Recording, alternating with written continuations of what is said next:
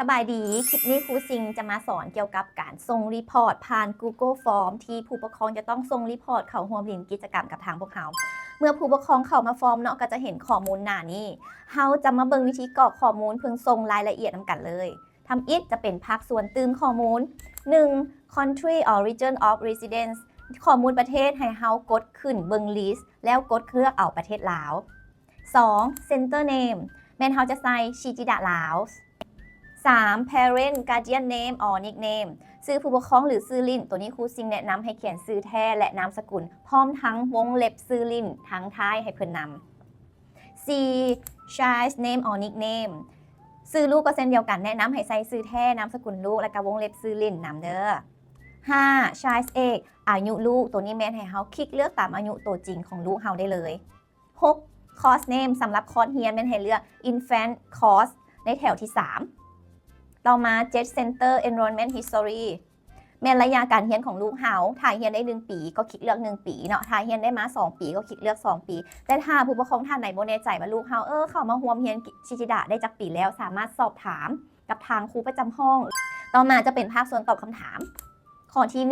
1-1 Report Category ให้ผู้ปกครองเลือกหัวข้อที่จะส่งรายงานเกี่ยวกับลูกทั้งหมดจะมีทั้งหมดหัวข้อเนาะเฮาคิดว่าเฮาจะเขียนรายงานเกี่ยวกับด้านไหนของลูกเฮาคลิกเลือกด้านนั้นเลยก็คือจะมี1เนาะแนวคิดจิตใจ2ความจำ3การเรียน4ความคิดสร้างสรรค์5กีฬาและก็6อื่นๆต่อมาข้อ 1-2 ตัวนี้แม่นเฮาต้องเขียนเล่าเรื่องละเอียดที่โดดเด่นของลูกเฮาบ่ว่าจะเป็นระยะเวลาหรือพฤติกรรมที่ลูกเฮาได้แสดงออกผ่านมาบอนนี้เป็นบอนที่เฮาจะต้องได้เขียนรายงานอย่างละเอียดในสิ่งที่เฮารู้สึกประทับใจเกี่ยวกับการกระทำหรือว่าเป็นสิ่งที่เฮาคิดว่าลูกเฮาเฮ็ดได้โดดเด่น 2. แม่นให้ผู้ปกครองบอกเกี่ยวกับการเปลี่ยนแปลงที่สำคัญที่สุดในฐานะพ่อแม่หลังจากที่ส่งลูกเข้ามาเรียนกับหลักสูตรชิดะเฮาข้อนี้แม่นเฮาสามารถติ๊กเอาสิ่งที่เฮารู้สึกหรือว่าสิ่งที่เฮาประทับใจหรือว่าความเปลี่ยนแปลงเนาะมันจะมีข้อย่อยๆก็คือมีอยู่ว่า 1. ความกังวลในการเลี้ยงลูกลดลงและมวลกับการเลี้ยงลูกหลายขึ้น 2. บุคลิกและนิสัยเปลี่ยนไปยกตัวอย่างเนาะมีความสุขคุมหลายขึ้นฮู้จักการเลี้ยงลูกหลายขึ้น 3. สามารถยอมรับและรับมือกับสิ่งที่ลูกเฮ็ดได้ 4. ความสัมพันธ์ในครอบครัวดีขึ้น 5. สามารถกำหนดนโยบายการศึกษาในครอบครัวได้